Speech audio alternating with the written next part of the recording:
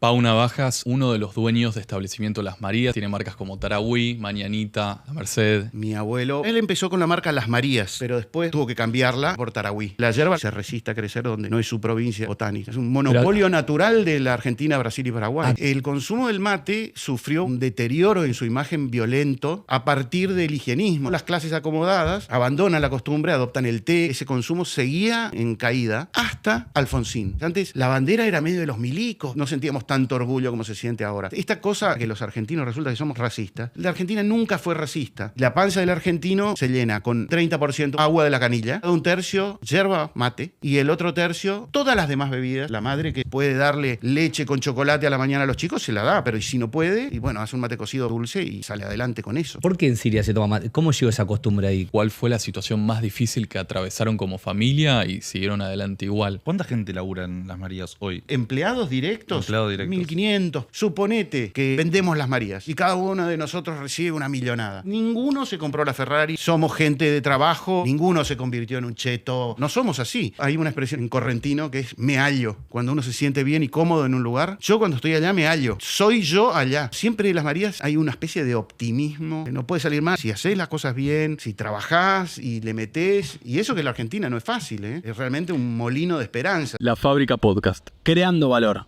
Este episodio es presentado por Banco Macro. Pensá en grande, pensá en macro. También nos acompañan Social Lunch, donde se come bien, se trabaja mejor. Presenta este episodio Alaria, tu ecosistema de oportunidades de inversión. Pau Navajas, bienvenido a La Fábrica Podcast, uno de los dueños de establecimiento Las Marías. Establecimiento Las Marías tiene marcas como Tarahui, Mañanita, La Merced y bueno, Unión. Muchas gracias por venir. ¿Cómo estás? Muchas gracias a ustedes por la invitación. Estoy muy bien, muy cómodo, gracias. Te voy a pedir algo inicial, es que nos armes un mate, por favor. Pero la yerba no. que quieras. No quiero comprometerte, obviamente, Pero no. con la elección, ¿no? Si no es el mejor mate de nuestras vidas, es una locura. Con mucho gusto. ¿Por qué Tarahui no La Merced? ¿Es la más Yo rica? tomo Tarahui. Ah, bueno. Yo tomo Tarahui y es mi favorita. Pero es una más suave que otra. ¿Cómo las podrías Sí, exactamente. catar un poquito? Bueno, les cuento. Hay que llenar el mate, no tanto. No hay que llenarlo hasta arriba. Ahí casi que tiene demasiada. Luego uno tiene que cubrir la boca del mate con la mano, invertirlo y sacudir vigorosamente, que no se caiga la yerba como nunca. Y al enderezar, dejar la yerba volcada hacia un costado y dejar un huequito al costado. Y tirar un poquito de agua fría o tibia, un poquito mira. nomás. Eso es importante para que nunca la temperatura en el seno del mate sea la temperatura del termo. Eso- Siempre el agua que uno recibe en la boca tiene que no superar los 65 grados, no te tiene que quemar. Y el agua del termo está cerca de 80 grados. En el proceso que va, desde que vos lo cebás, se infusiona y llega a tu boca, va perdiendo temperatura. Entonces, si uno empieza cebando con el agua del termo, entonces lleva el seno del mate a una temperatura demasiado alta que quema la yerba, como se dice tradicionalmente. Luego uno la sacude para que los palitos queden al fondo del mate y el polvo y las hojitas queden en la parte superior. Los palitos en el fondo tienen la función de contribuir con el filtrado para que no se te tape el mate, y el polvo y las hojitas más chiquitas quedan en la parte superior como reserva de sabor. Entonces, cuando uno va cebando y se va agotando, va avanzando lentamente sobre el copete, que es como se le llama a la montañita, y entonces logra una distribución más equitativa del sabor a lo largo de toda la mateada. Un lujo. Muchísimas gracias. Toda mi vida lo hice mal, me acabo de dar cuenta. Sí. Bueno, una cosa importante El es agua bien, si no es ahora, tener en ahora cuenta, nos quejamos. todavía está un poco frío o tibio por el arranque, ¿no? Pero Sacudite acá, Pau, mirá. la verdad es que hay... Acá un poquito. Ahí es está. una forma de bautismo esto. Es un bautismo. Es una medalla. El mate se prepara, cada uno tiene su truco. Depende mucho del agua. Entonces, lógicamente, en Mendoza tiene un agua muy mineralizada en todas las cordilleras. Tiene una forma distinta. En Córdoba tiene su forma. Hasta en Rosario y Buenos Aires, que están tan cerca, tiene sus secretos. Esta es la forma de consumir del litoral, de la zona de donde soy yo, zona Vos sos productora. correntino. Yo soy correntino, sí. Naciste allá. Eso, ¿no? Nací acá, a los 5 días fui. Mirá. Pero porque mi mamá vino a tenerme acá, porque su mamá estaba acá. Pero soy correntino de corazón.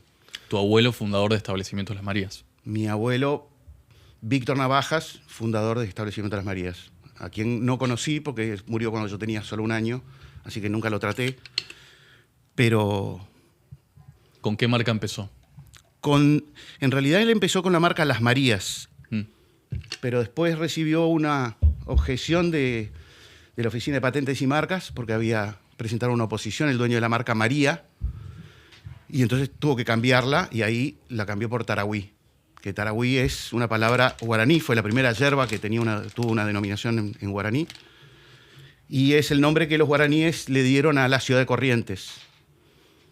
Y entonces adoptó el mapa de la provincia y el nombre Tarahui como si fuese una denominación de origen, que en ese entonces no se usaba, la denominación de origen controlado, pero él ya tenía claro que quería que su marca fuese Símbolo de la provincia. no solo de la provincia, sino de la Argentina, porque estamos hablando del año 1920, cuando la Argentina importaba prácticamente toda su yerba, principalmente de Brasil, pero también del Paraguay.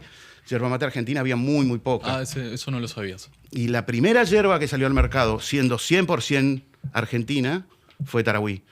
O sea, por eso los colores... Hoy en día se fue virando un poco y el azul se profundizó, y mismo la bandera argentina también aclaró su color, no era más oscura, pero los colores de Argentina estaban en el mapa por eso, para reclamar, digamos, esto es yerba argentina.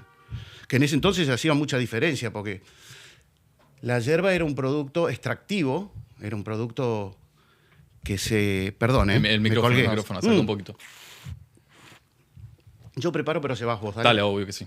Pues si no me voy a Acerca colgar. un poquito si querés el... Acércate al micrófono un poquitito. La yerba era un producto extractivo que se sacaba de la selva y se empezó a cultivar recién a fines del siglo XX. O sea que decir en ese entonces que es yerba argentina significaba que es 100% yerba de plantaciones, es decir, que las hojitas vienen todas de Ilex paraguariensis, que es una planta. Mientras que cuando la yerba venía de la selva, muchísimas veces venía adulterada con otras plantas parecidas, algunas Ilex parientes de la paraguariensis, algunas ni siquiera. Con lo cual la pureza y la calidad de la yerba que se importaba de Brasil era ostensiblemente inferior a la argentina. Con lo cual la declaración de soy yerba argentina en ese entonces tenía un significado más poderoso del que tiene ahora, que toda la yerba es argentina la que se consume en Argentina. Salvo la poca que se importa de Brasil, es casi toda argentina. ¿Te acordás cómo tienen registro, digamos, de cómo fueron esos primeros años de la empresa? Porque la verdad que encima ponerse algo que no existía, imagino que debe ser mucho más complejo de lo que podría llegar a ser hoy. Sí hay registros, no muchos, hay algunos registros. Y hay una tradición oral muy, muy fuerte, porque la verdad es que Las Marías es una comunidad que se mantiene viva y orgullosa a partir de repetirse ciertas cuestiones que hacen en nuestra cultura, y la tradición de las épocas pioneras es muy importante. Hay que tener en cuenta esto, donde está Las Marías es un lugar que hasta la Guerra del Paraguay era un desierto, fue un desierto. O sea, estuvieron los jesuitas, ¿no? Siglos XVI, XVII. Está bueno eso que estás contando. Y después de la expulsión de los jesuitas, eso quedó totalmente desierto. Porque al Paraguay le interesaba especialmente que no se poblara ahí, porque como estaban peleados con Buenos Aires, no podían navegar el Paraná, y su conexión con el mar era a través de la región donde estamos nosotros.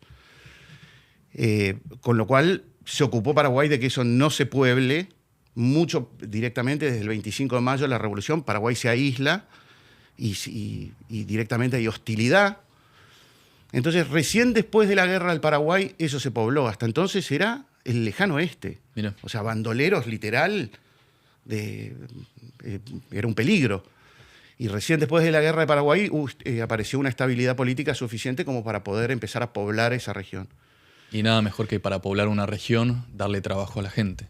Sí, bueno, en realidad seguramente tuvo una el complicación. Estado Nacional hizo importantes esfuerzos con inmigrantes, ¿no? Misiones está repleta de inmigrantes que encima tienen la singularidad de que son de todos lados, ¿no? Tenés, por supuesto, polacos y ucranianos principalmente, muchos alemanes, muchos italianos, españoles, japoneses, escandinavos. Realmente Misiones, el panorama etnocultural de Misiones es increíble.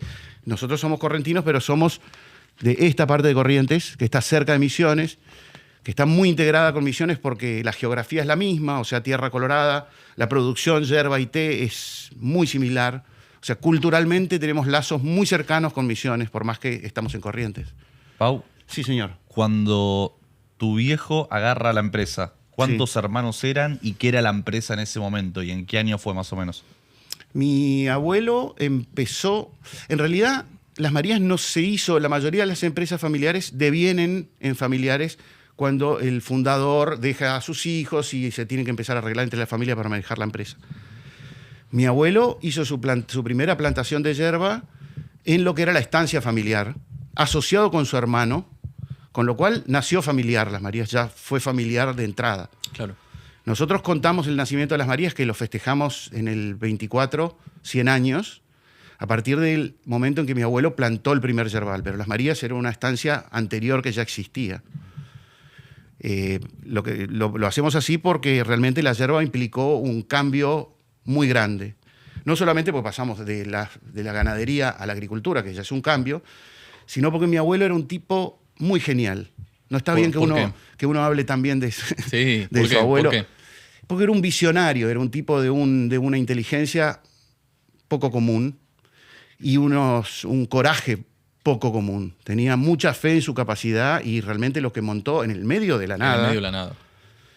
Porque la industria siempre, bueno, yo soy arquitecto, así que no puedo evitar la mirada profesional. La industria surge donde está la mano de obra, que es un insumo fundamental de la industria. Es inusual que una industria, salvo que sea algo que porque la geografía lo llama a estar ahí, como un pozo petrolero, que no lo puedes poner acá. Pero en ese entonces casi toda la industria estaba en los puertos, estaba en Rosario, estaba en Buenos Aires, en Montevideo. Y poner un molino yerbatero en el medio del campo era algo rarísimo, porque vos tenías que traer la gente, o sea, se empezó a afincar gente, se formó comunidad, y cuando se formó la comunidad, mi abuelo lo acompañó con acciones que hoy serían normales, pero que en ese entonces eran del todo inusuales, como poner una escuela, traer un médico, poner un centro de salud, contribuir con el desarrollo humano de las personas, darle beca a los hijos de los empleados que tenían ganas de estudiar. O sea, su mirada y su acción son bien Y con lo que tenía también, interesantes. seguramente no le sobraba nada.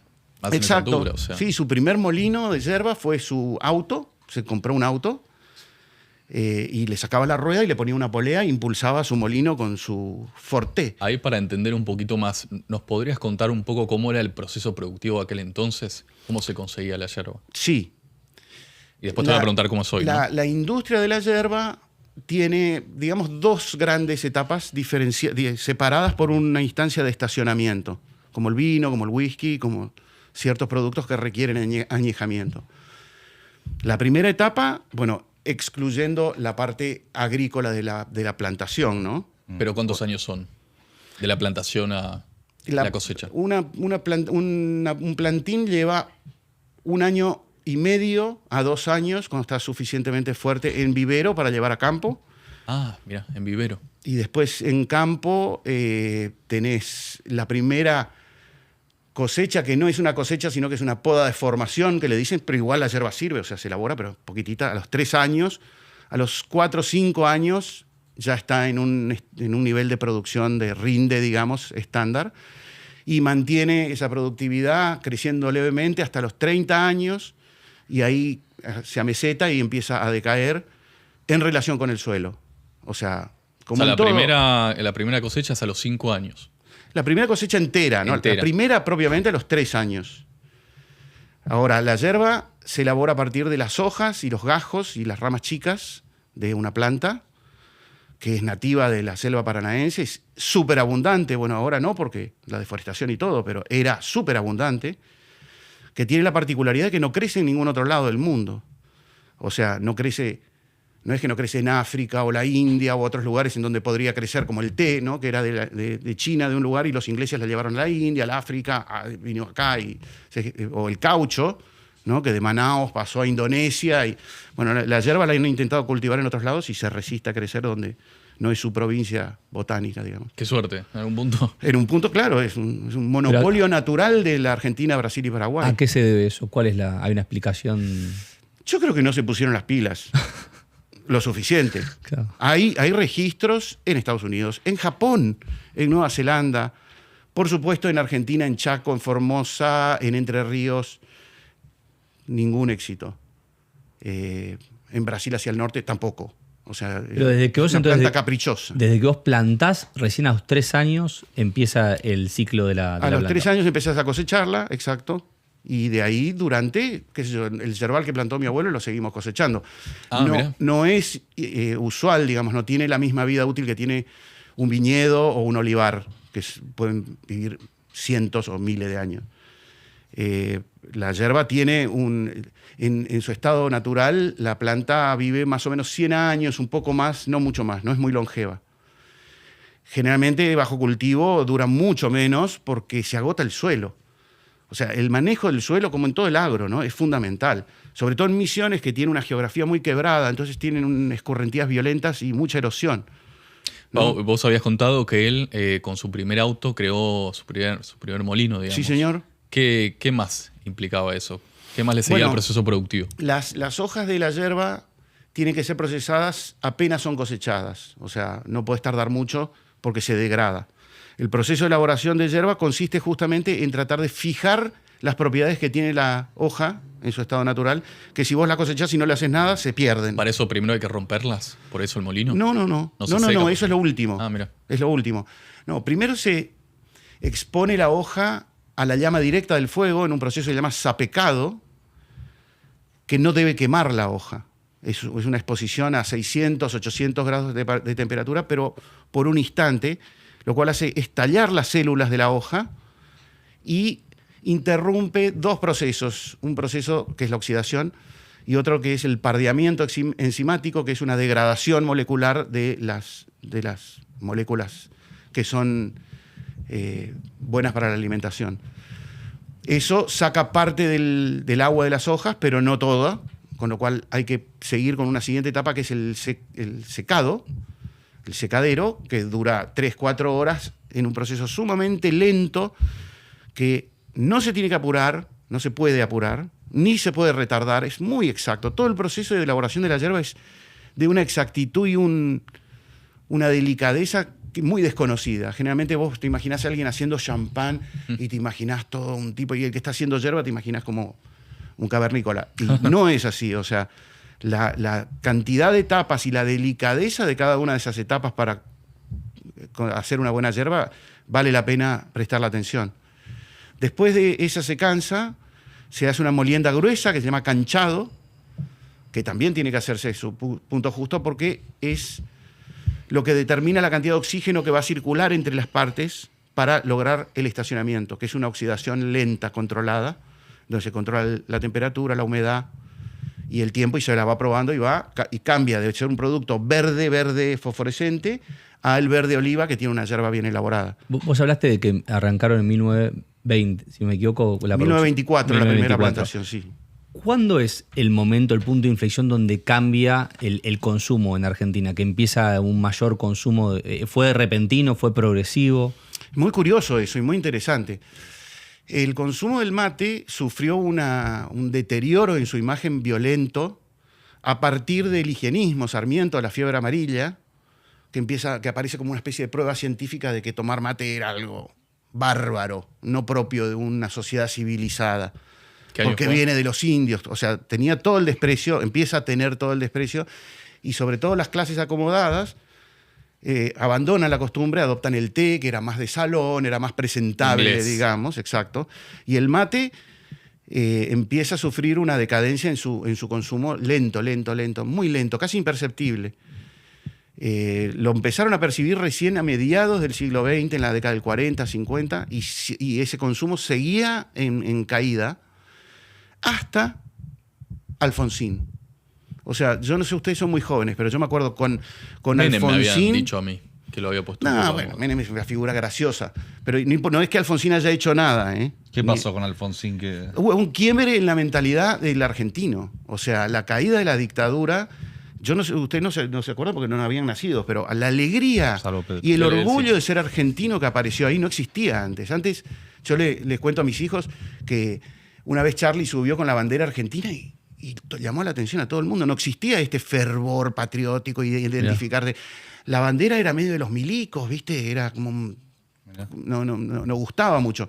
Y la identidad argentina también era algo que no sentíamos tanto orgullo como se siente ahora. Encima, después de Maradona y Messi, todo eso está como súper exacerbado. O sea, el nacionalismo se terminó expresando por medio Absolutamente. del mate. Digamos, tremendo. Tiene que venir un psicólogo o un sociólogo o alguien de psicología social para explicarlo, pero en ese momento para la decadencia y empieza a aumentar el consumo. Hasta ahora, que sigue aumentando. Sigue aumentando hoy en día. Sigue aumentando lentamente. Es un mercado maduro, ¿no? Pero para una consulta, en ese momento, digamos, ¿cuántos kilogramos de yerba se consumían antes de Alfonsín y cuántos kilogramos de yerba se pasaron a consumir Mirá, el consumo del Uruguay hoy... por persona, digamos. Porque por toneladas en el año de yerba. Es que no por persona. No te puedo bueno, decir, vale, y per es cápita. irrelevante porque depende de la población. Ok, per cápita. Claro, pero el consumo per cápita de Argentina a principios del siglo XX era más o menos 8 kilos per cápita, Sí. que es el consumo que tiene el Uruguay hoy. Sí. mira. Llegamos al 5, menos de 5 kilos, 4 y pico, Sí. a inicios de la década del 80. Y hoy en día estamos lentamente recuperando y tenemos 6, no sé exactamente, habría que preguntarle a alguien mejor informado, pero entre 6 y 7 kilos per cápita por año. ¿Te acordás, café? ¿Cuánto No, era no, más o menos? ¿Cuánto no, estará? no. ¿Cuánto habrá de diferencia con café? No, abismal en Argentina. Así es que el café se consume más que el mate. Mucho menos. Mucho Mucho menos. menos. Sí. Escúchame, Pero o sea, en Uruguay 8 y acá 6. O sea, todavía tenemos camino por crecer. se podría, sí, Eso. sí. Y yo tengo una consulta, ya que estamos, digamos, nos metimos en este terreno, te consulto y después volvemos con la historia. ¿Qué porcentaje de la cantidad de yerba que se consume en el mundo la consume Argentina, sabes? No, pero me gusta la pregunta. Argentina es el principal consumidor en kilos y es el Claro. principal productor y es el principal exportador de yerba del mundo. O sea, pero Argentina... En Brasil Sí. no es justa la competencia porque los brasileros toman mucho mate en una región y en una inmensa región no toman directamente. O sea, hasta San Pablo, de ahí para abajo, todo el mundo gaúcho toma mate tanto como nosotros o más o menos. Pero de San Pablo para arriba no se toma directamente mate. O sea, Argentina es el mayor productor y consumidor de Sí. mate del mundo. Sí. Per cápita y en kilos. Se llaman Sí. no, per Y- cápita Uruguay, en kilos. ¿Y y- después quién sigue? ¿Cómo ¿En- es el en ranking? volumen? En volumen. En volumen probablemente Brasil por su población. Sí. No lo sé exacto, te lo puedo averiguar. Sí. Uruguay y Eh, Paraguay. No, Paraguay y Uruguay. No hay países- Uruguay tiene 3 millones de habitantes, es muy chiquito. Paraguay tiene 9, o sea, Claro. tiene 3 veces más que Uruguay. ¿No hay países oriental, medio como de Medio Oriente que Por consumen supuesto, mucho Siria y mate? Líbano consumen, sí. Consumen, pero cantidades mucho menores porque es un producto más difícil de conseguir. Toman en unos mates muy chiquititos. O sea, ¿Viste, tienen- ¿viste lo que salió en estos días? Los japoneses ahora están tomando mate por el mundial y dijeron que es la ensalada que se toma. Sí, cualquiera. Pero, Qué buen punto. abrimos un aporte, quiero... ¿Por qué en Siria se toma mate? ¿Cómo llegó esa costumbre ahí? ¿Que fue un argentino que...? No, está más o menos registrado. Antes de que, cuando Argentina era granero del mundo, pero todavía no se habían inventado las máquinas cosechadoras, anualmente venían 1 millón de inmigrantes o más por año a levantar la cosecha. Casi todos venían del Mediterráneo, italianos, españoles, algunos orientales, africanos no. Pero muchos venían de Siria y de Líbano. Cuando terminaba la cosecha se volvían. Y está registrado, salió una nota en La Nación el año 66, creo, que descubrieron que se tomaba mate en Siria, porque hasta entonces no se sabía. Aparentemente un tipo tenía un almacenero, tenía una deuda con un turco, como decimos acá, que se volvía a su tierra y no le podía devolver, entonces le dijo, bueno, llévate cosas, plata no te puedo dar, llévate, qué sé yo, dulce de leche, agarra lo que quieras. Y el tipo se llevó un poco de yerba y llegó a Siria y se la sacaron de las manos. Y se le encendió la lamparita y entonces se convirtió en el primer... Mirá. O sea, no fue introducido por push de la oferta, sino por pull de la demanda. Ellos se ocuparon de hacer... Y después hicieron acuerdos con distintas productores como para... Inclusive hoy hay jugadores sirios importantes en Argentina, hasta con plantaciones, con secaderos, O sea, productores elaborando acá. ¿sí? sirios que producen en Argentina señor. y exportan a Siria. Exacto, sí. ¿Y ustedes a qué países exportan hoy? Y Tarahui está en 40 países del mundo. Por ejemplo, ¿qué países así exóticos que exporten? Los mercados tradicionales son los que nosotros llamamos mercados nostalgia, que es donde donde hay argentinos. Nueva Jersey, Miami, Madrid, ¿no? Donde hay argentinos, hay mercado de yerba. Pero en los últimos años, últimos 10 o 20 años, ha habido un creciente interés por la yerba que hace que se exporte a muchos lugares. Todo el mundo, 40 países, metete en internet y vas a ver un mapita de Tarahui, un paquetito de Tarahui en cada lugar donde lo puedes conseguir, y tiene una función que es el paquete de Tarahui que está más cerca tuyo, estés donde estés. Estás en Yakarta, bueno, te dicen acá 3 cuadras o acá 3 kilómetros, tenés un almacén que tiene. O sea, es un mercado en desarrollo, ¿no? Está en desarrollo. No se compara el consumo que puede haber en cualquiera de estos países con el consumo que tenemos nosotros acá. Sí, o sea, tengan en cuenta, de la venta es miren Argentina. este dato. Hay un elemento que se usa para analizar el mercado que se llama el stomach share, o sea, lo que tiene tu panza, cómo llenas tu panza. Y la panza del argentino en líquidos se llena con cerca de un 30%, un poco más, cerca de un tercio agua de la canilla, cerca de un tercio yerba mate, y el otro tercio todas las demás bebidas, incluyendo cerveza, leche, lo que quieras, agua embotellada, agua... Todos los líquidos comparten un tercio, el agua otro tercio y la yerba un tercio. O sea, imagínense, es un consumo muy fuerte, muy fuerte. ¿Es buena para la salud? ¿Es bueno para la salud tomar mate? Aparentemente no solo es bueno, sino que es muy bueno. Siempre estuvo asociado con la salud, ¿no? Incluso en el campo, tradiciones muy antiguas, a los bebés en vez de talco les ponen polvo de yerba. Es antiséptico porque es antioxidante, con lo cual es antibacteriano. Hay estudios muy modernos que validaron para la yerba atributos neuroprotectores que se habían verificado para el café. O sea, para el Parkinson concretamente, es un preventivo y restaurador neuronal. Tiene efectos desde ya terapéuticos como vitalizante, energizante. Es una forma de... No te da energía en el sentido que no tiene energía, pero predispone tu cuerpo para desplegar energía, ¿no? Despierta. No es mateína no le dicen que... Mateína y cafeína es la misma molécula, son dos formas de decirle lo mismo. Es un producto que no paran de investigarlo y de descubrir que tiene unos atributos muy buenos, tanto para la alimentación, porque si bien no alimenta, porque no tiene lípidos, no tiene hidrato de carbono, o sea, no te incorpora energía, pero la ingesta de mate es muy buena para la digestión, o sea, te ayuda a digerir los alimentos que sí te alimentan. O sea, es nutritivo, forma parte de la alimentación, digamos. Una pregunta, yendo al tema alimenticio. ¿Crees que en un país con mucha pobreza como lo es Argentina, mucha gente también toma mate para no comer? Por supuesto. Es fuerte, pues, o sea... Pero es que es cierto, por supuesto. Primero que es un alimento que no ve clases sociales, o sea, lo toman todos. Pero tiene un comportamiento paradojal, dicen, cuando hay retracción del consumo y se consume menos azúcar, menos fideos, menos harina, no se consume menos yerba. A veces hasta se consume más. Porque es un alimento, es un sustituto, digamos. La madre que puede darle leche con chocolate a la mañana a los chicos se la da, pero y si no puede, y bueno, hace un mate cocido dulce y sale adelante con eso. O sea, es un alimento, digamos, una forma de alimentación aparte. Porque suponete que lo comparamos con el café, ¿no? Tiene la misma molécula porque la mateína es igual a la cafeína, pero el café vos te lo tomás como un shot. Es como que te da un estilo italiano, ¿no? Estás con tu trajecito en Roma, te tomás el café y te vas a laburar. Y el mate, por ahí tiene la misma cantidad de cafeína, pero la forma de consumo, con una gran hidratación, pausada, muchas veces acompañada de la charla y de un momento agradable, el efecto que tiene sobre el cuerpo humano lo estudian los científicos. Y mental, olvídate. ¿Cómo? Y mental, porque el café, bien lo dijiste, es algo express, rápido, y el mate es para compartir, es para estar en la oficina un rato, es totalmente distinto. Igual tampoco, de café, si bien hay ahora pruebas en Tucumán, no hay una historia de cultivo acá, cosa de mate sí, así que también, yo había leído que en el ejército daban históricamente el mate cocido, como sí, señor. Sí.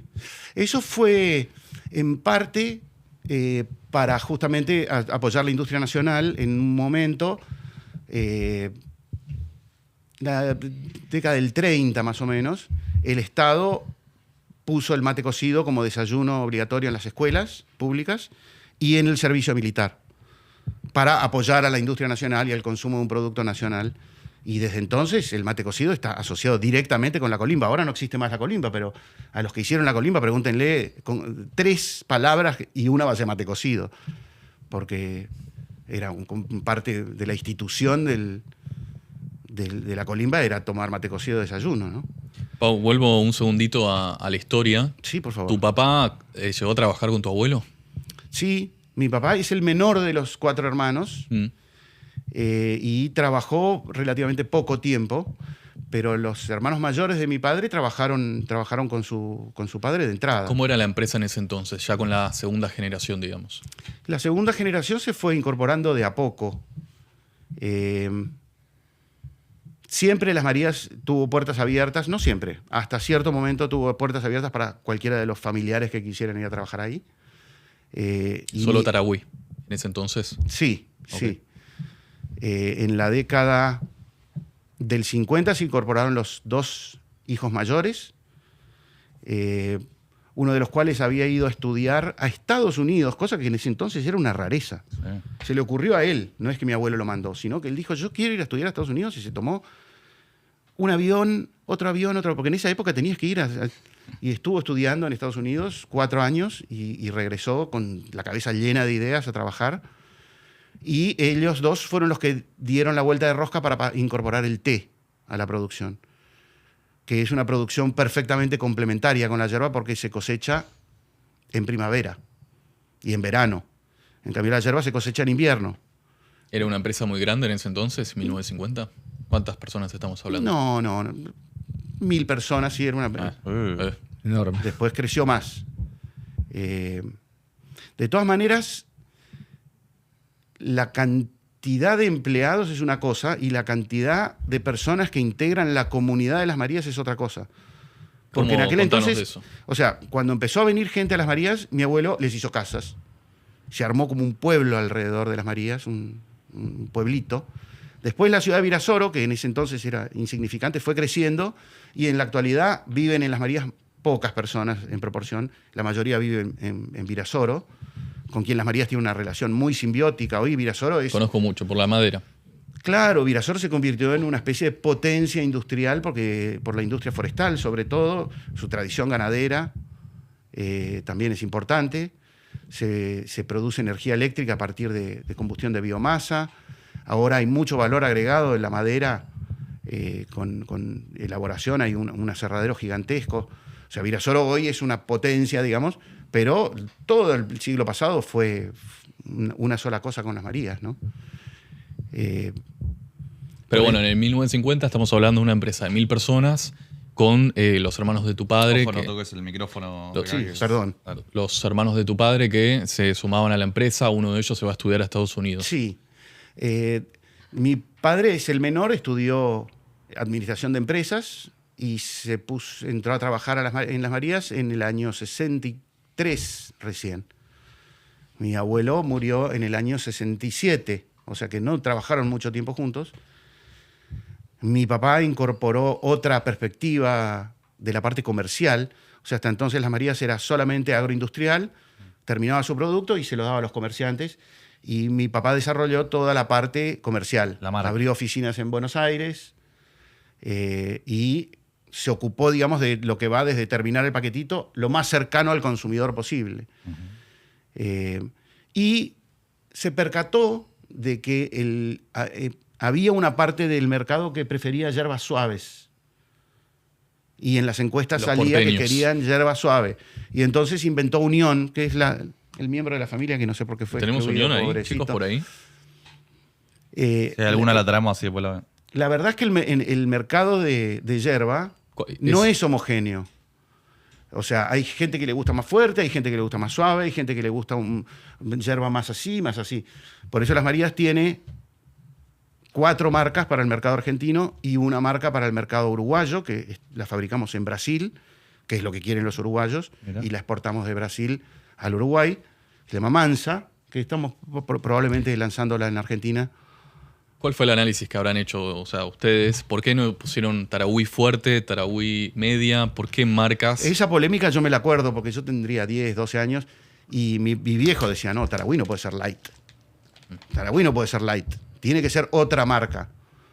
Porque para su visión, Tarahui implicaba algo y vos no podías ofrecer algo que contradijera esa personalidad. Claro. O sea, a pesar de que el esfuerzo después de imponer otra marca es como que es difuso porque vos tenés la marca Tarahui y podés aprovechar ese paraguas, ustedes prefirieron como ser más... mantener la marca Tarahui con el sabor que la gente piense siempre y desarrollar una nueva marca con todos los recursos que implica eso. Sí. No, a ver, es probable, acá estoy conjeturando, cuando salió el té de las Marías, adoptaron la marca Tarahui. Y eso facilitó en un principio, digamos, el desarrollo de la marca de té, pero a la larga generó una sombra sobre el té, porque Tarahui se convirtió en sinónimo de mate. O sea, a mucha gente se sorprendía, pero está en el mercado hace 40 años, té Tarahui. Ah, sí, pero no. Como que la marca Tarahui la opacó, digamos, a la marca de té. Y mi viejo probablemente haya tomado nota de eso y habrá dicho, es muy difícil promover esto como con las virtudes de la marca intensa, poderosa, tradicional, si a la vez tenés la versión... En realidad es lo que estaba haciendo en esa época Marlboro, que apareció Marlboro Light. Todos tenían su versión light. Lo lógico hubiera sido ir por ahí. Si tuvieras que ponerle una etiqueta a cada generación, o sea, tu abuelo, la parte industrial, o sea, el creador del todo, tu padre y tus tíos, la parte comercial, y la tercera generación, ustedes, ¿cómo la etiquetás? ¿A nuestra generación o a todas? A tu generación. Y mi generación, primero mi generación no es la última, porque el CEO de las Marías hoy es mi sobrino Roberto. O sea que... Cuarta. Depende de cómo cuentes, es la cuarta o la quinta. Si contás a mi abuelo como la primera, mi padre la segunda, nosotros la tercera y ellos ya son la cuarta generación. Pero ahora te toca a ustedes la tercera. ¿Cómo la etiquetás? Pino, no, me agarrás mal parado. Por ahí la expandieron ustedes. Sí, nosotros... Y yo, yendo a eso, así respondés, o sea... Cuando la tercera generación entra a trabajar, ¿cuántos primos eran en la tercera generación? 14. O sea, ¿vos cuántos hermanos tenés? 14 entre tus hermanos y tus primos. ¿Cómo te organizás entre 14 primos para entrar a trabajar una empresa familiar, ordenarse, cada uno ocupa un rol? ¿Cómo carajo le da de comer una empresa a 14? O sea, buenísimo, les va muy bien, me imagino, pero digamos, ¿cómo se maneja eso en una empresa tan grande con una marca tan importante como Tarahui? Yo siempre lo viví como algo natural, respetando las jerarquías. Al ser una familia, la lógica de clan se transfiere a la empresa. Y eso no solo a los familiares, sino a los demás también. Incluso el respeto reverencial por el padre, o por la madre, o por la familia, o la familiaridad. Yo creo que se dio de forma bastante natural porque estaba implícito. Siempre fue una comunidad Las Marías, no es que es una empresa y la comunidad vino después. Como que la empresa nació dentro de una cantidad de familias, una cantidad de personas. Y mi abuelo era un tipo que tenía una autoridad muy grande, era muy respetado. Era un tipo no solo por dentro de la familia, sino también era un tipo era un señor, no sé cómo decirlo. Indiscutida autoridad. Y después la ley del gallinero, ¿no? Mis tíos eran mucho mayores a mi viejo, con lo cual hubo ahí un solape muy cómodo entre la generación de mi abuelo, que trabajó muchos años con sus hijos mayores, y mi papá y sus hermanos muchos años con mis primos mayores. Pues yo tengo primos que son más cercanos a mi papá que a mí. Y Roberto, que es mi sobrino, es más parecida a mi edad que yo a la de su padre. O sea, estoy más cerca. Hay como un overlap ahí generacional que facilitó las cosas. Pero básicamente no estamos jugando, estamos trabajando y acá... ¿Pero hoy hay 14 primos trabajando en la empresa? No. No, pero hay unos cuantos, sí. ¿Y cómo dividen los roles entre los primos? ¿Responden entre ustedes? ¿Hay una dirección de la empresa? Digamos, por supuesto. ¿Cómo es el management familiar dentro de la empresa? Tanto el operativo como de la dirección. El directorio es un poco consejo de familia también. O sea, en el directorio no somos todos navajas, hay algunos integrantes que no lo son. Pero siempre funcionó el directorio un poco como consejo de familia. O sea, sentados en la mesa de directorio se hablan ¿Cuántas plan de personas? marketing para el año que viene, pero también de, che, la casa de la abuela está jodida, necesitamos... Y se hablan de esas cosas también. ¿Cuántas personas en esa mesa? 9.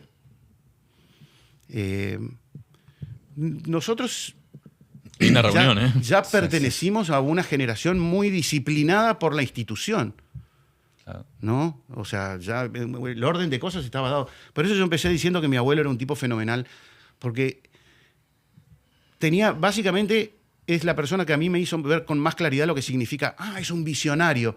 Era un visionario, o sea, sabía cómo iba a venir la mano.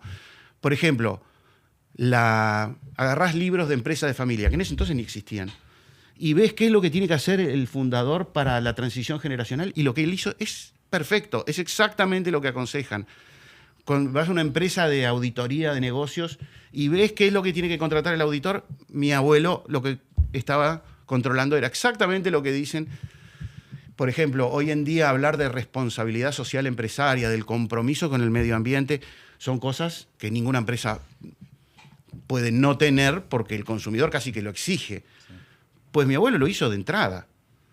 O sea, tenemos una reserva natural de 3.000 hectáreas, el corazón de la cual es el Monte Grande de las Marías, que es un monte nativo enorme, que mi abuelo ya en la década del 30 plantaba eucaliptus para no tener que consumir la madera del monte. O sea... Qué genio, ¿eh? El tener la Fundación Victoria, que es la Fundación de las Marías, fue la segunda fundación en su clase en el país, después de la de Bungeborn.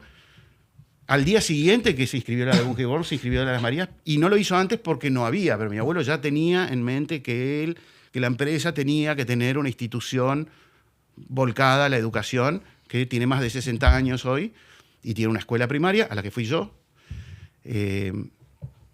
Tenía una escuela secundaria que hoy se convirtió en un instituto terciario, tiene un centro de capacitación laboral para adultos, para oficios, y tiene programas de asistencia a las escuelas de todo el entorno geográfico en donde las Marías desarrolla sus actividades, en Corrientes y Misiones. O sea, la única forma de tener una empresa grande es que la misma empresa también invierta en su comunidad. Si no, no tendrías chance, no tendrías educación, no tendrías gente que labure. Eso nosotros lo podemos elaborar ahora y ver Con el diario de lunes. que en realidad te conviene, porque si vos es una cosa que va y vuelve, etc. Pero en ese entonces nosotros lo hacíamos. ¿Por qué lo hacíamos? No porque el abuelo lo hacía así. Nosotros solamente respetamos el manual del abuelo. Muchas cosas, por ejemplo, esto de la responsabilidad social empresaria, cuando nos vinieron a hablar de esto, me acuerdo en la década del 90 o por ahí que se empezó a poner de moda, nosotros ni sabíamos de qué nos estaban hablando. No, porque ustedes lo hacen, ¿cómo hacen eso? Y ahí nos empezamos a dar cuenta que éramos un ejemplo. Para nosotros era parte de la agenda, no sé cómo decirlo. A nadie se le ocurría la idea de, che, saquemos la escuela o no hagamos esto, no hagamos aquello. Es parte del compromiso. Mi abuelo era un tipo muy ideologizado, él tenía sus convicciones, digamos, ideológicas. Tuvo una corta vida política porque se defraudó. Él era simpatizante y admirador de Lisandro de la Torre, y en las elecciones del 31 se sintió totalmente desmoralizado con la derrota electoral, fraude según él, y dijo: yo voy a hacer en las Marías lo que habría que hacer en el país. Y se retiró de la política y se dedicó a hacer en las Marías. Yo no puedo esperar que venga el Estado para legislar el aguinaldo, pues los empleados de las Marías tenían un sueldo extra por año. Tremendo. Nos perdimos a un genio para el país. No puedo esperar que venga la ley a decir que yo tengo que poner un centro de salud, y las Marías desde no sé qué año, de un servicio médico ejemplar, que de hecho ha sido galardonado y reconocido. La desnutrición infantil en la zona de Virasoro es comparable a la de Suiza, no a la de la Argentina. El impacto que tuvo esa actividad de la Fundación, básicamente, y de las Marías en cuanto al desarrollo de las personas es apreciable. Yo no sé de qué forma se puede medir, pero es muy alto el nivel de la gente de la zona. Nosotros una vez por mes vamos a conocer fábricas. Ajá. Me gustaría que podamos ir. Si Por nos supuesto. das ese privilegio, llevar a la gente de la comunidad, vamos 40, 50 personas, estaría muy bueno. Mirá, las Marías Otra cosa que está como de moda ahora, pero Las Marías lo hizo siempre, es puertas abiertas. O sea, Las Marías siempre tuvo tranquera abierta para el que quiera venir. Hoy en día recibimos más de 40.000 turistas por año. Turistas. Sí, Mierda. porque está en el camino de Iguazú, está sobre la ruta. O sea, tienen hospitalidad, tienen... Tenemos un centro de recepción de turistas y está Tremendo. totalmente preparado para que cuando a usted se le dé la gana, sea profesionalmente o con la familia, porque estamos en una zona muy linda del país. Está Liberá y nomás, está Iguazú, tenés Brasil, Paraguay con sus misiones jesuíticas. Pero ¿cuánta gente labura en Las Marías hoy? Es difícil de responder. Empleados directos, Empleados directos. 1.500, ponele. 1.500. Otra cosa son los contratados o gente con una relación, digamos, que trabajan para Las Marías, pero en realidad no Pero son esos empleados de Las Marías, 1.500 sino que son estás- proveedores de servicios. Que cosecheros, por ejemplo. Claro, a eso me refiero. Que de cosecheros hay de las dos cosas, sino de todo. Electricista, maestranza.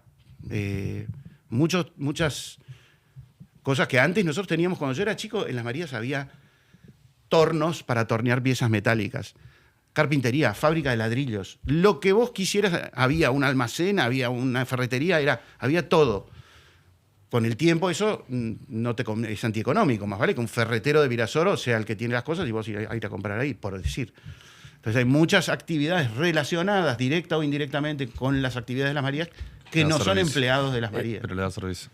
No, Las Marías, aparte, es un grupo que tiene Establecimiento Las Marías, es una de las empresas del grupo, pero después tenés Forestal Las Marías, que es otra empresa bastante importante.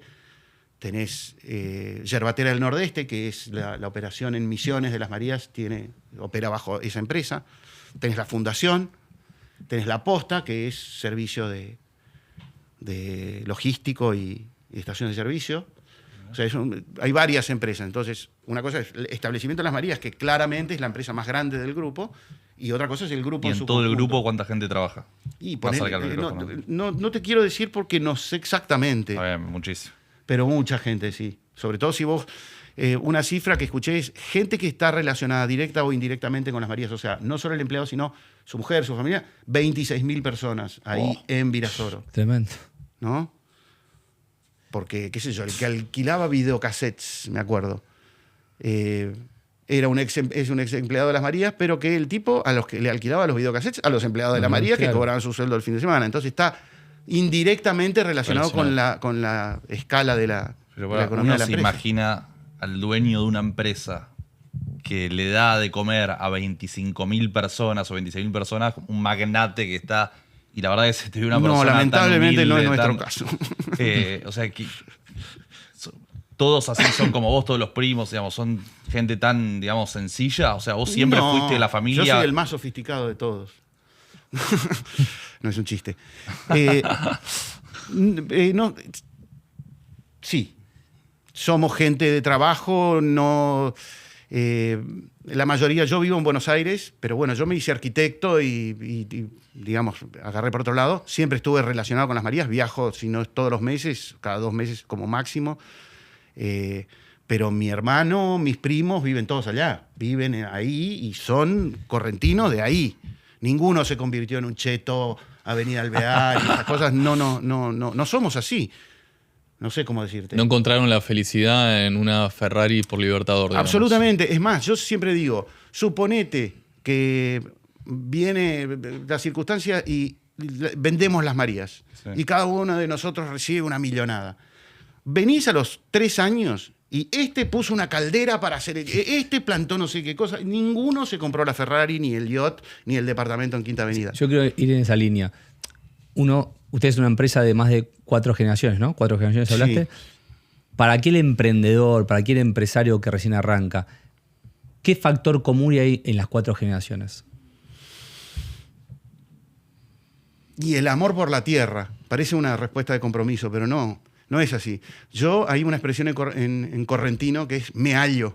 Cuando uno se siente bien y cómodo en un lugar, yo cuando estoy allá me hallo. Me siento como que estoy en donde soy yo allá. Mi viejo lo mismo. Está viejo, él podría estar acá, podría estar con sus hijas que lo cuiden, podría estar... Pero él quiere estar allá. Y los cuentos de mi abuelo, yo fui su biógrafo un poco, mi abuelo decía que tenía que ir a Las Marías para poder ser. Él decía, tengo que ir a darle cuerda a mamá, le decía a la mujer cuando estaban acá. en Teatro Colón y viendo un partido de polo. Y él decía, me tengo que ir a las Marías a darle cuerda a mamá. Aunque su mamá estuviera en Asunción visitando a su hermana, nada que ver. Pero él tenía un tropismo, digamos, hacia allá. Eso lo tenemos todos, yo creo. No sé, no lo puedo explicar. Creo que el valor que estás queriendo decir es una familia, digamos. La empresa es familia, ¿no? Es familia, comunidad. Las Marías es muy una familia, pero porque aparte no solamente la familia, nuestra familia, sino que hoy trabajan en las Marías chicos de la 4ª generación de empleados de las Marías. Algunos por ahí son nietos y no hijos porque el hijo se fue a otro lado, pero terminan volviendo, pertenecen ahí. En la enfermería de las Marías nacieron muchos de ellos, son marieños, no son virasoreños, son marieños, son de las Marías. Hay un grupo que se llama Infancia en las Marías, que nos reunimos todos los años, 100 personas, a comer un asado y a acordarnos. ¿Te acordás cuando estaba el profesor de básquet esto y cuando íbamos a la pileta o íbamos a pescar? O sea, hay esta cuestión de familia, no es de nuestra familia Navajas, sino que Las Marías es una comunidad que tiene muchos atributos de tipo clan, de tipo familia. Ahí, viste que las empresas familiares tienen un componente justamente familiar que es poner a la empresa por sobre todo como un hijo más, y a veces se toman decisiones que capaz no son las mejores económicamente, o si hay un CEO, un director de la empresa, de última se desplaza y ya está. Pero al existir ese componente familiar, quiero preguntarte entonces cuál fue la situación más difícil que atravesaron como familia y siguieron adelante igual. Que quizás un CEO... Bueno, mi papá tenía 3 hermanos. Él es el único sobreviviente de los 4. Mi tío Arturo, el tercero, después de la muerte de mi abuelo, eligió separarse y se separó de la forma más pacífica y amistosa que se te puede ocurrir. Seguimos siempre fuimos amigos, siempre, nunca hubo una diferencia más allá del hecho de que ellos también se dedicaron a la industria yerbatera, tienen su molino, su marca Primicia, y tenemos una excelente relación con ellos, pero fue uno de los momentos de cambio, ¿no? O sea, le compraron su parte. Claro, él se llevó su parte y hizo su vida por su cuenta. ¿Y los otros 3? Los otros 3, no. Uno siempre fue el agrícola, sí. Otro fue el de la parte más industrial, administrativa, y mi padre de la parte comercial, el marketing y logística, ¿no? Porque la parte comercial no es solo marketing, sino que también es galpones, relación con los supermercados, con los mayoristas, negociación y todo ese mundo del... Y una pregunta, en una empresa así familiar, con ya tantas generaciones, inclusive ya la 5ª generación que sigue ahora, digamos que ya empiezan a crecer, a estar grandes y hasta por ahí tienen inquietudes de querer trabajar en la empresa familiar, más allá de que está clarísimo, digamos, que acá, digamos, lo económico para los dueños de la empresa no es lo que los mueve. Si vos de repente, no sé, decís, che, le quiero comprar un departamento a mi hijo porque quiero que mi hijo tenga su casa, que es, digamos, totalmente normal y lógico, te tenés que poner de acuerdo con 9 primos y te dan la plata para que compres. No. Digamos, ¿cómo se hace con tanta gente? Yo se las pido, pero no me la dan. No. ¿Cómo se ponen de acuerdo se en esas cosas? No. Tenés que ahorrar. No, es que me parece que por ahí que parte del éxito es ese. Los problemas personales son personales. Los proyectos personales son personales y no de la empresa. O sea, la empresa tiene hasta mi generación, el que quería ir a trabajar ahí levantaba la mano y le encontraban un puesto, más o menos, a ver qué sabes hacer, hacer esto. A partir de la siguiente generación a nosotros, se estableció un protocolo que vos tenés que cumplir para poder entrar. Okay. Durísimo. ¿Cómo es? Y tenés que tener años de experiencia, tenés que tener formación universitaria, un posgrado, tenés que tener años de experiencia en una empresa igual o más grande que Las Marías. Y tiene que haber básicamente necesidad funcional. Claro. O sea, no es que decís, yo ya cumplí con todo, quiero trabajar, bueno, no te necesitamos, porque no, tiene que haber un requerimiento y un espacio para que entre. Es una decisión que no la tomé yo, sino que la tomaron mi papá y sus hermanos, porque se consideró que no siempre los familiares son los más aptos. Sí, no siempre los intereses de la familia están alineados con los intereses de la compañía. Claro. Y si vos estás tratando de que coincidan, por ahí perdés las dos cosas, ¿viste? Perdés competitividad como empresa y en la familia empezás a meter un ruido de desencuentro afectivo. No sé, nosotros nos queremos mucho, nos conocemos mucho, somos muy amigos y cercanos y vecinos allá en Las Marías de nuestros primos. Claro. Son cercanos. ¿Y se la quisieron comprar alguna vez la empresa? Sí, alguna vez sí. ¿Y cómo fue eso? No está en venta. ¿Así? Por 100 millones de dólares. ¿A qué 100? 1000 palos en la venta. No, bueno, la empresa es una empresa, A Huito le ofrecieron una sociedad 70. anónima. Claro. A Guaymallén le ofrecieron 70.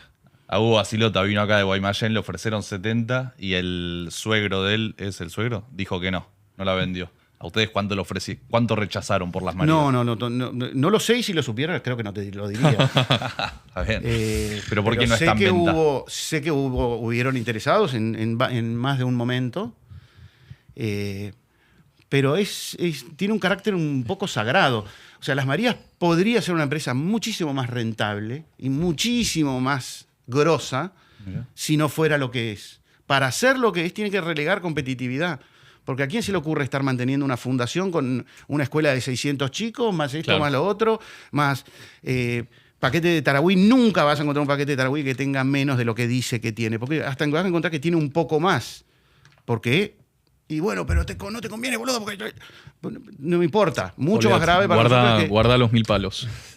¿Eso pasa en el sector que los paquetes tengan menos peso? la yerba lo que pasa es que es un producto de una inmensa variabilidad.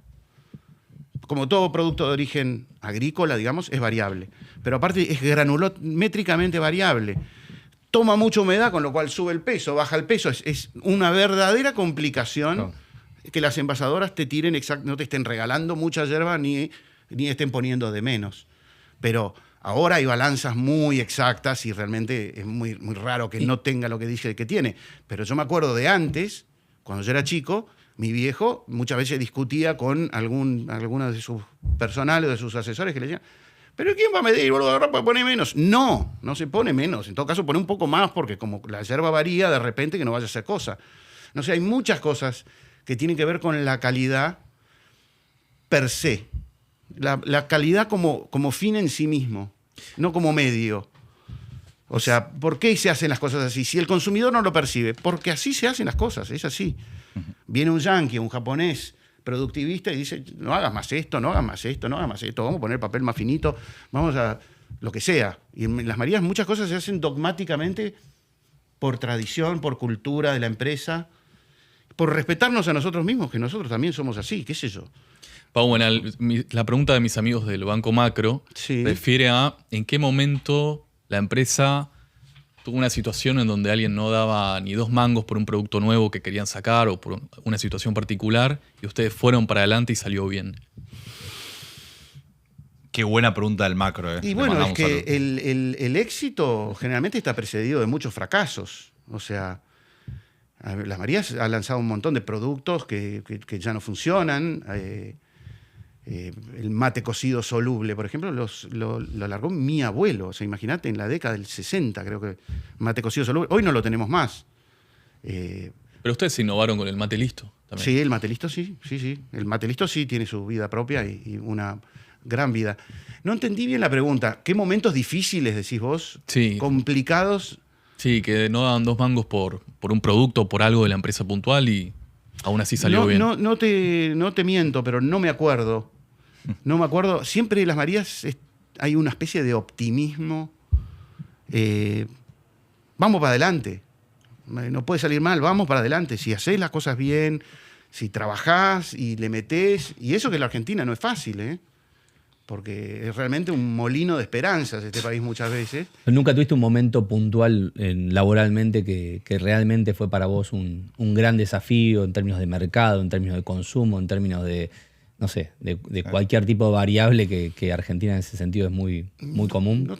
No, te juro que no. Algún producto que la rompió, viste, que lo sacaron y fue espectacular. Sí. Unión, que es lo que dije antes, es una yerba que fue diseñada para un nicho del mercado que lo aceptó inmediatamente y fue un éxito increíble. En 3 años, Unión pasó a ser la 4ª marca más vendida del país.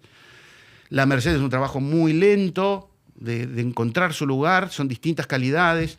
está inspirada en los varietales de los vinos, ¿no? Que la yerba no tiene variedades, es una especie monovariedad. ¿Cómo te llevas con los colegas? Con Con otras marcas, Competidores. competidores. Bien. Sí, tenemos buena relación. Hoy en día casi todas las marcas son de zona productora. Cuando arrancó mi abuelo, nosotros éramos la única marca envasada en origen. Todas eran de acá. Y eso fue cambiando a lo largo del tiempo y hoy en día son todas de allá. Prácticamente no hay, salvo las que son de Molinos Río de la Plata, son casi todas de allá. Y muchas son familias conocidas o gente, son colegas. No hay una cooperación inteligente todavía entre los distintos productores. Hay muchas disputas estériles políticas entre las provincias, los misioneros contra Corrientes, los gobernadores que se putean, que esto, que lo otro. Pero más allá de esas rispideces que yo creo que son normales, tenemos buena relación y muy buena relación también. ¿Qué porcentaje del mercado tiene hoy Tarahui? Del market share de la yerba en Argentina. No lo sé exactamente. No te lo podría ¿Pero decir. es el principal jugador? No. Entre todas las marcas, digo. Mañanita. Las Marías, digo, las Marías. Sí, Mañanita, que es esta marca, Sí. vende más que Tarahui. ¿Mira? Pero las Marías en sí, ¿es el principal productor de Es yerba mate de la Argentina? Junto con Liebig somos los dos principales. Sí. ¿Liebig cuál es? ¿Qué marca? Liebig es Playadito. Playadito. Playadito que Ok. son ¿Es nuestros... una cooperadora? Una cooperativa. Bueno, Cooperativa, perdón. Es una gran compañía, o sea, se disfraza de cooperativa. No, es una cooperativa y es muy amiga de las Marías, es muy cercana geográficamente y siempre tuvimos una muy buena relación con ellos. Son correntinos, no son misioneros, con lo cual muchas veces están alineados nuestros intereses por compartir, digamos, las instituciones provinciales, más cercana una relación que con las otras marcas misioneras, ¿no? Pero tenemos muy buena relación con los de la Cachuera de Amanda, somos amigos, con los de Vino el Campo Rosamonte, somos Podcast, amigos. vino también CBC acá. CBC es de otro palo porque son cordobeses, entonces no los Y es conocemos. saborizada. Sí, Es otro estilo de yerba, no es otro Claro. consumo. Che, Claro. ¿y qué pasa con la AFA que usa la yerba brasileña? La AFA La llevó AFA, yerba brasileña. el sponsor de la AFA, digamos, de yerba es Baldo, ¿no? Que es Claro. yerba brasileña. puso plata y compró el espacio. Está bien, libre mercado, pero raro, ¿no? Que o sea, Júntense, no sé, a mí muchachos. el patriotismo y el nacionalismo y todo eso no me identifica mucho. No me molestó que una marca brasilera, sobre todo porque nosotros siempre le mandamos a la selección Tarahui. Cada vez que llenábamos la AFA de Tarahui. Que haya Tarahui, que tomen Tarahui. Y nos pasó una vez que nos dijeron, che, ¿y no tienen Canarias? No. Disculpame, papá. O sea que los jugadores un poco por compartir con los uruguayos en el fútbol europeo empezaron a preferir otras marcas. Y Baldo vio la oportunidad y compró el espacio. mirá vos. O sea, el jugador de fútbol prefiere más la yerba No, uruguaya que la. Eso no lo sabemos. Pero güey, te hacen. Igual sí, ¿viste la famosa casita, viste esa que hacen con la yerba? Ah, Sí. no importa. Sí. Es lo que yo hice cuando lo sacudimos. Sí, no sé, a mí no me preocupa. Cada uno toma lo que le gusta. Y si les gusta. Ahora, no es que Baldo es de la tiene la selección porque es la que toman los jugadores. puso guita. Es lo que pusieron la guita. Sí, Y nosotros obvio. no pusimos la plata. Y los que se ofendieron, pero ¿cómo? Y hubieras puesto la guita, flaco. O sea. Igual vos Sí. dijiste que desde Brasil sí producían y que de ahí exportaban a Claro, Uruguay a es Uruguay. un gran consumidor de yerba, pero no produce. O sea, de hecho, no crece la yerba en el Uruguay. Ahora están empezando a hacer alguna producción experimental, digamos, de yerba mate uruguaya. Sí, porque esta uruguaya conocida es brasileña. Toda la yerba que se consume en Uruguay viene de Brasil. Mirá vos. Y si fabricase en Argentina yerba estilo uruguayo, no les gusta. ¿Qué particularidad tiene esa yerba de brasilera versus la argentina? ¿Qué particularidad tiene? Bueno, primero hay una diferencia, porque yo dije antes que la yerba no tiene variedades, ¿no? Es una especie monovariedad. No como la vid, que vos tenés la Malbec, tenés las distintas uvas que son variedades dentro de la especie. La Ilex paraguariensis no tiene variedades. Pero sin embargo tiene un inmenso impacto del terroir en la calidad de la yerba, que es donde crece. El clima, el suelo, el calor, la lluvia. Solo en Argentina, que es una fracción pequeña, vos tenés, en Las Marías por lo menos, Misiones Norte, Misiones Centro y zona de campos. 3 clases solo en Argentina. O sea que la yerba que crece en el Brasil y que crece en otras partes es aún más diferente. Entonces la primera diferencia es esa, es yerba, lo que los brasileños llaman nativa, es yerba crecida en Brasil, que ya es distinta. Y después, Brasil tiene tradiciones levemente distintas de las nuestras. O sea, nosotros somos herederos de la tradición guaraní paraguaya de forma directa. Brasil empezó a tomar mate recién después de la expulsión de los jesuitas, o sea, 1760 fueron expulsados los jesuitas. Un poco antes los brasileños se quedaron con los 7 pueblos de la banda oriental y ahí empezaron a tomar mate. O sea, la tradición matera no es tan antigua en el Brasil como acá. Y ellos, en esa transición, digamos, no abrazaron las tradiciones paraguayas, sino que emplearon a otros nativos para hacerlo, a un pueblo llamado los Caingán, que no son los guaraníes, y tuvieron ciertos cambios, digamos, se operaron ciertos cambios en la forma de elaborar, que hace que la yerba sea levemente distinta, no es tampoco tan distinta. Básicamente los brasileños no estacionan la yerba, o sea, la toman, terminan de elaborarla y la toman, sin la instancia de estacionamiento. Como la yerba cuando... ¿Y qué termina siendo? ¿Más qué? ¿Cuál es el sabor? Y es más vegetal, es más como una ensalada, digamos. No tiene el sabor complejo que tiene la yerba, que es medio dulce amarga, con un sabor en boca que evoluciona, largo. Es mucho más simple, digamos, como bebida, la yerba brasilera. Y es menos fuerte también. Por lo cual la muelen más, para que tenga más sabor. Y como la muelen más, entonces... Y usan mate más grandes también, porque tomar esa cantidad en yerba brasileña es como poco fuerte. Y como toman mates grandes, muy molidos, entonces tienen bombillas especiales. Las bombillas en Brasil se venden por los agujeros. ¡Mais de 1000 furos! Y tienen el coco grandote para poder tener muchos agujeritos. O sea, tienen sutiles diferencias. Y los uruguayos tienen una yerba todavía distinta, porque es elaborada en Brasil con la receta brasilera y con las características brasileras, pero para el paladar uruguayo con estacionamiento y con características especiales. O sea, la yerba no es yerba del Brasil solamente, sino que es yerba molienda uruguaya hecha en Brasil. Mira, Pau, te pregunté por los competidores, pero ahora te voy a preguntar por tus hijos, tu familia. Sí. ¿Cuántos hijos tenés? 2. Y si decías que estén, o si ya están laburando, también preguntarte eso. No están trabajando en Las Marías. Los 2 tienen su corazón correntino, por más que son porteños. Y los 2 les interesa y les preocupa y siempre están preguntándome y muy al tanto de la empresa. ¿Qué edades tienen? ¿Viniste con uno de ellos? ¿O con los sí, dos? Lorenzo tiene 25 casi ya, 24 y pico. Ángela 22. Tiene un año y medio de diferencia.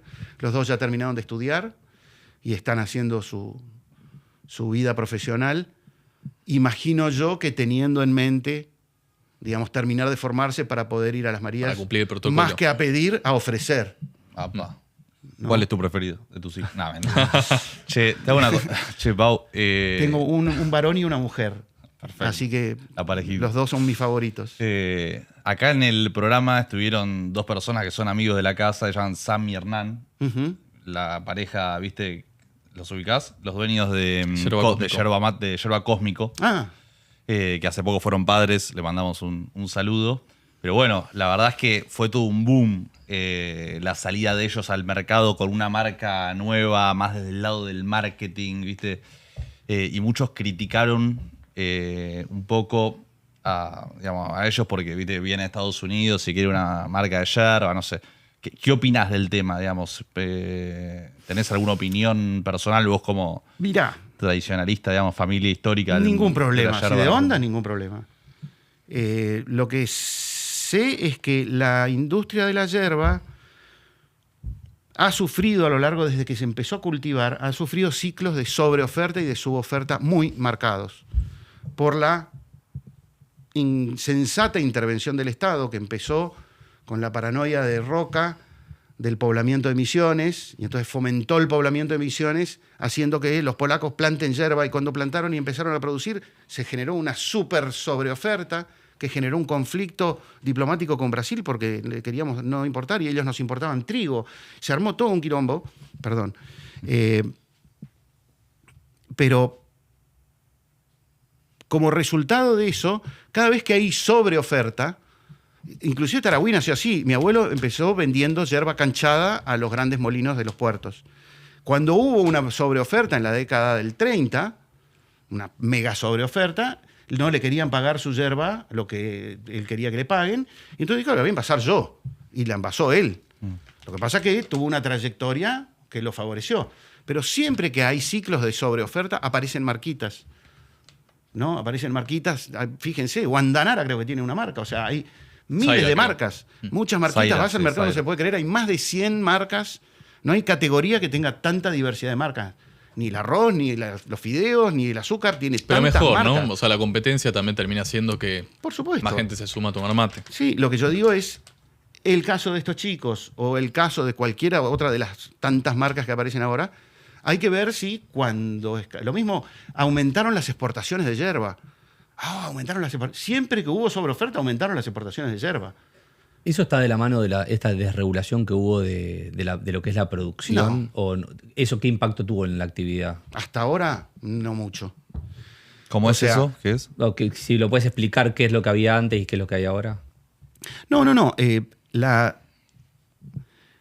La economía yerbatera, de entrada, como digo, la economía yerbatera de la agroindustria yerbatera, porque la industria yerbatera existía desde la época de Irala, desde siempre. Como agroindustria se inicia en la primera década del siglo XX. En la década del 30, que viene el gran quiebre, digamos, lo que fue la Gran Depresión, todos los países del mundo establecieron políticas proteccionistas. La Argentina, por supuesto, que no fue excepción. Ahí se crearon la regulación de la carne, de los granos, de la vid, del olivo, de todo. Y la yerba no fue excepción. Entonces hubo una estructura de control de la economía yerbatera desde siempre, de alguna manera. Cuando viene el liberalismo menemista, se suspendió eso en un momento muy inconveniente. Es muy complejo el fenómeno, porque como la yerba es un producto, es un cultivo perenne, que, como dije, te da producción durante largas décadas, cuesta mucho implantarlo, es bastante costoso implantarlo. Entonces, cuando vos plantás, empezás a cosechar o sentís los efectos de la inversión que hiciste 5 años después, entonces. Cuando hay falta yerba, hay una suboferta y la yerba es un negocio bárbaro, todo el mundo planta. Por eso el Estado estaba controlando, no, prohibido plantar, prohibido cosechar. En el momento en que en el menemismo se liberalizó, se suspendió la existencia de la Cámara Reguladora de la Yerba Mate, la CRIM, era un momento en donde la yerba era un negocio fantástico. Entonces hubo una avalancha de gente que se puso a plantar y eso generó una súper sobreoferta que duró un montón de tiempo. Fue muy inoportuno el momento en que se liberalizó todo. En cambio, en este caso estábamos en una situación de más bien equilibrio, digamos, ¿no? De hecho, había una leve suboferta y la liberalización no tuvo un impacto directo sobre la economía del sector yerbatero. Hoy. Claro. La yerba, como dije antes, o sea, la vid tiene 8.000 años de historia, ponele. La aceituna, el trigo, ¿cuántos años de historia tienen? Bueno, la yerba tiene 100 años. ¿No? Es un cultivo muy joven. Se sabe realmente muy poco cómo evoluciona el suelo, claro, la alelopatía, los socios biológicos, simbióticos. O sea, todo eso está en desarrollo. Nosotros, las Marías y los demás yerbateros, hacemos camino al andar en cuanto a un montón de cosas. Por ejemplo, el replante de los yerbales. Cuando los primeros yerbales empezaron a morir algunas plantas, y plantá una planta donde murió la otra, pues no crece. O la planta se comporta como si fuera una planta vieja. ¿Pero por qué? Si es nueva. Bueno, hay una cuestión colectiva, digamos, de la plantación de yerba que induce a que los nuevos individuos se comporten como antiguos. Entonces no se puede replantar un yerbal. De hecho, la tierra en donde hubo un yerbal, vos sacás Tenés que rotar. Claro, o tenés que curar la tierra, tenés que hacer todo un tratamiento, es toda una complejidad. Lo que quiero decir es, más allá de las regulaciones en general, la yerba es un producto que pide a gritos una mirada inteligente y estratégica. Cuando esa mirada vino de Buenos Aires, yo que soy provinciano, lo veo así, cuando en los despachos de la Avenida de Mayo se tomaban las decisiones, la cosa no funcionaba. Pero en la medida en que estas decisiones estratégicas surjan de nosotros, de los que estamos allá, de los que conocemos la planta, conocemos la tradición, la historia, yo creo que va a ser positivo e interesante, digamos, una mirada estratégica sobre el futuro de la producción yerbatera. Pau, creo que vos tenés un regalo para nosotros que te voy a preguntar sobre el libro y después nosotros para vos. Contanos, mostrarle un poquito a cámara si querés. A la cámara, a la 1. Este es un libro que acabo de reeditar. Fue un libro que publicó Las Marías en 2013, que fue publicado como un libro importante, de tapa dura, con muchas ilustraciones, un libro institucional, digamos, que no por ser bonito queríamos que tuviera menos contenido, con lo cual elaboramos un texto que nos llevó mucho tiempo hacer, con mucha investigación y mucho desarrollo. Pero ese libro, digamos, tuvo un recorrido acotado por su condición de coffee table book, ¿viste? Más un objeto que un libro. Y entonces lo volví a publicar este año, una versión de lectura. Es solamente el texto, en este caso, de todo lo que va de la historia de la yerba, desde los guaraníes hasta el siglo XX, y justamente para separar lo subjetivo del objetivo, hay otro volumen que cuenta la historia del siglo XX y la historia de las Marías, que es un poco una biografía de mi abuelo. Muy lindo. Ideal para leerlo tomando unos matecitos. Che, la última de mi parte, Pau. Viste que el mate, por lo menos cuando yo era chico, tengo la sensación de que en la clase alta no estaba tan bien visto, ¿viste? Tomar mate. O sea, fue cambiando mucho eso a lo largo del tiempo. Hoy todos toman mate, digamos. Ya no hay... no es más clasista el mate. Sí. ¿Qué pasó, digamos? ¿Cuál fue el factor que generó ese cambio, digamos, que hoy ya cualquiera toma mate y dejó de estar mal visto? Bueno, primero, no era así. Eso empezó a ser así de a poco con el higienismo. Sarmiento, la condena de la barbarie y la exaltación de la civilización y la destrucción de la barbarie como si eso condujera a un mayor grado de civilización. Y el mate está identificado, su origen nativo, algo muy tradicional, que atraviesa todas las clases sociales, desde el más pobre al más rico, desde el cura hasta el policía, hasta el gobernador, hasta el peón, hasta los esclavos tomaban mate. Y de hecho no es que cada uno tomaba mate por separado, sino que el mate, hay muchos testimonios y registros del mate compartido por el peón y el patrón, por el esclavo y el esclavo antes había un esclavo cebador. Es más, había un esclavo que cebaba el dulce y el amargo. Y el esclavo que te cebaba tomaba con vos. O sea, esta cosa que ahora me indigna, que los argentinos resulta que somos racistas. La Argentina nunca fue racista, empezando por el hecho de que los españoles que vinieron acá no trajeron mujeres. O sea, que el mestizaje es algo que existe desde la época de Irala. Y siempre fue así. Y acá si no hay negros es porque se han mezclado. Y si los que no se mezclaron, todavía no se mezclaron. Dale 2 generaciones y ya se mezclaron, digamos. Yo creo que casi nadie se siente y casi nadie es puro. Qué sé yo, salvo Pochettino, que el otro día dijo que él era descendiente solo de italianos. Bueno, pero debe ser excepcional eso. O sea, lo más común, el criollo es mestizo. Y no sentimos ningún tipo de rechazo por el ser mestizo. Es casi un orgullo. Y el mate siempre testimonió eso. Con el higienismo apareció esto que decís vos. Yo tenía un compañero en el colegio que decía, mi viejo toma mate en la cocina. O sea, se va a la cocina y toma mate en la cocina y cuando termina de tomar mate se va con el diario a la cocina. Porque estaba mal visto. Hay una encuesta que hacían en la década del 50 que tocaban el timbre de las casas por la puerta principal y preguntaban si tomaban mate y solo un 20% tomaba. En las mismas casas venían por la puerta de servicio y resulta que un 80% tomaba. O sea que por un lado no se tomaba, pero por otro lado también se negaba, ¿no? se negaba. O sea, ¿tomás mate? No, es una cosa de negros, no lo tomo. Pero después iba y tomaba.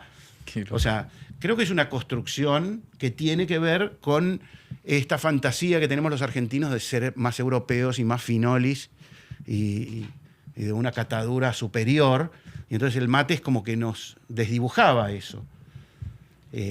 Ahora, los estudios genéticos de la población argentina comprueban que, digamos, así como hay un 60% con ancestros italianos, bueno, hay un 80% con ancestros nativos. Está bien, tenés apellido Pochettino, pero en realidad tu abuelita por ahí era, viste, medio guaraní. Te voy a hacer un regalito, Pau, para cuando vuelvas allá al campo. Sí.